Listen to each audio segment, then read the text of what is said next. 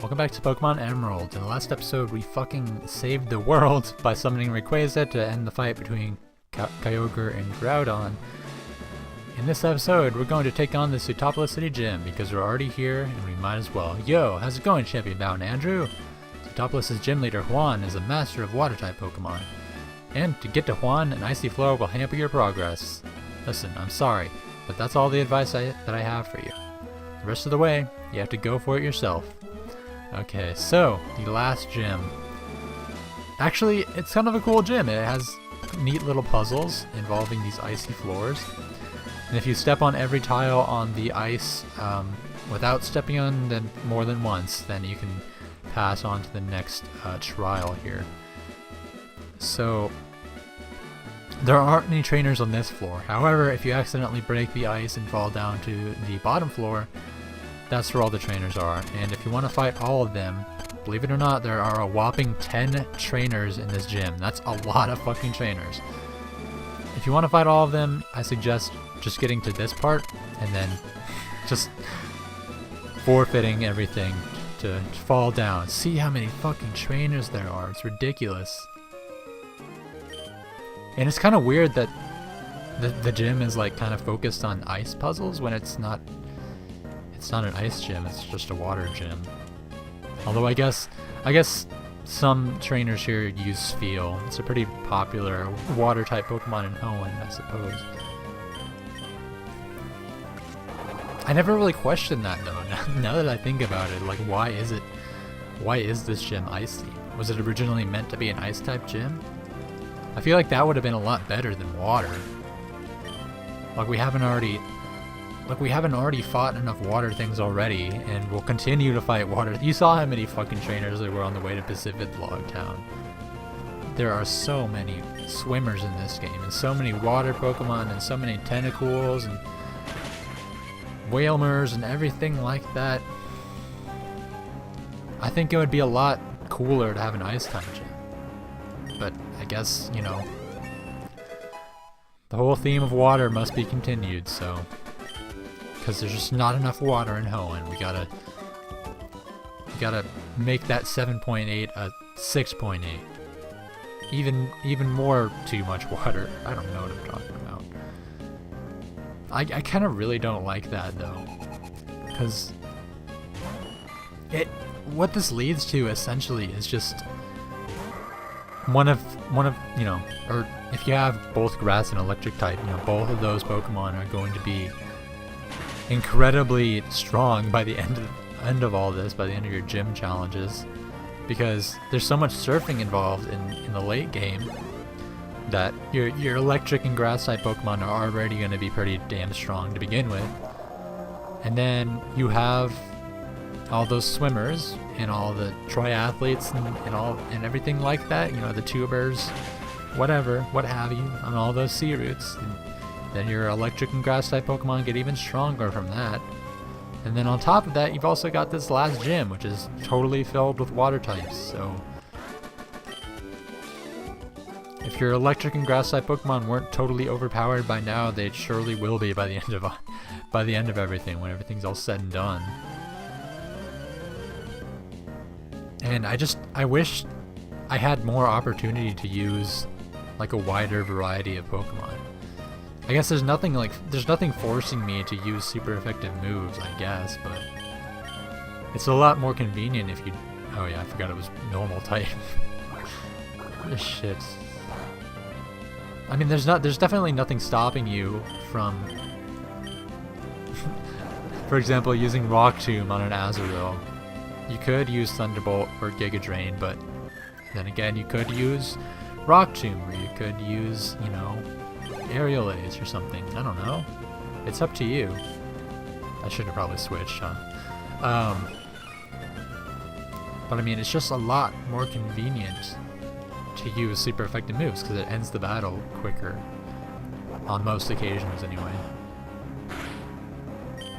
So what it leads to is just like, you don't really get to use a wide variety. It really just promotes basically doing a solo run with either an electric type or a good grass type.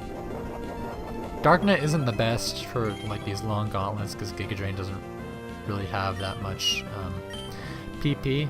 But I mean, if you've got a good electric type with Thunderbolt, and like, I don't know, maybe another electric type move. I don't recommend having more than one stab move necessarily, but if you're really looking for longevity, then yeah, you're gonna want either Thunder or like Spark or something. I don't know. Well, Spark is pretty weak, but you get my point. If you've got a good electric type, you can basically solo the whole, whole second half of the game with just that one electric type, and nothing's gonna stop you because everything's fucking water. Why is there so much water? I agree with IGN. Now that I think about it, it really is like a major flaw in the design of the Gen 3 games. I get it, it works thematically, but like, given the mechanics of Pokemon and the fact that you're kind of forced into using super effective moves, I don't know. It's a flaw to me. It might not be a flaw to other people, but I've always kind of seen it as, the downside to playing a Hoenn game. I like the first half of the game, when I'm on the land and like going out the volcano and through caves and shit, like that stuff is amazing. I love exploring Hoenn, but it's just when it gets to this point and all I'm fighting is like swimmers and cis and bro tubers and triathletes and Azumarill after Azumarill after Azumarill after Azumarill after Azumarill, it just gets tired really quickly, and it wears on me. I don't know if I'm like the only one who has this problem, but it's almost like when it gets to this point, I'd rather just play something else.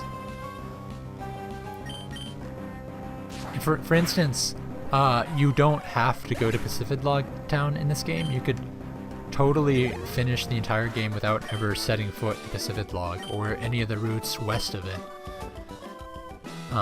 But I forgot what I just totally lost my train of thought there. I'm sorry. This analysis is making me tired. Damn. I keep forgetting to switch Darknut out of the front. But it's okay. He can Rock Tomb. Not Sanders. Wait, did I say Sanders or did I say Darknut? I can't even remember what I said 10 seconds ago, man. My memory has deteriorated so much. I can't even remember what I was saying 10 whole seconds ago. That's a long time, to be fair. What was I saying about Pacific Log Town? That train of thought was just totally derailed. I don't even know how that happened.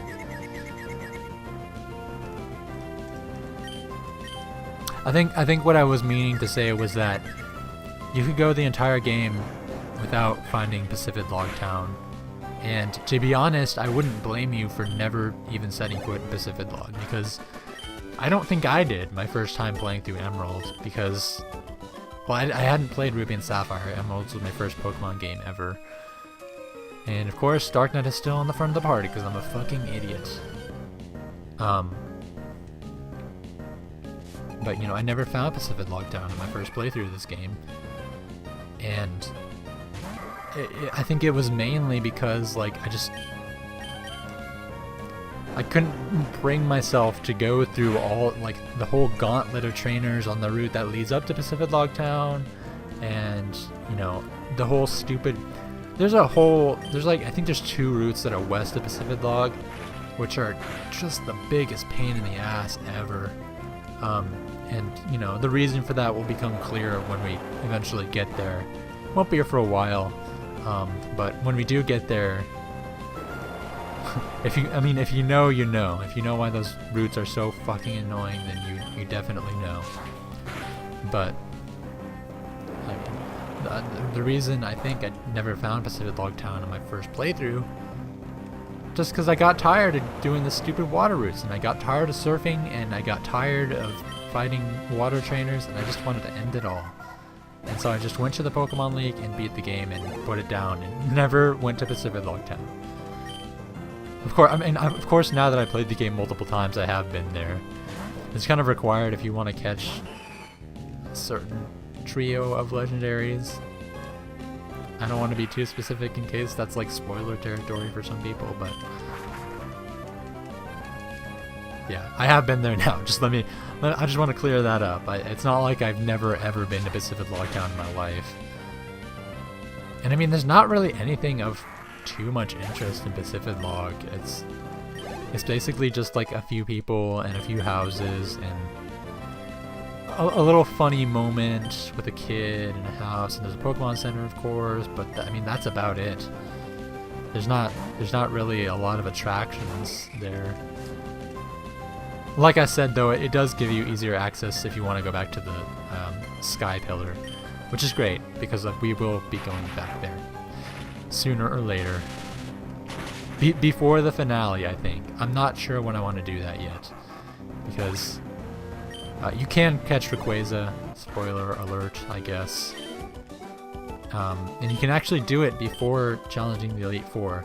So I'm not sure if I want to do that like as part of the post game, or if I want to do that before I finish the game.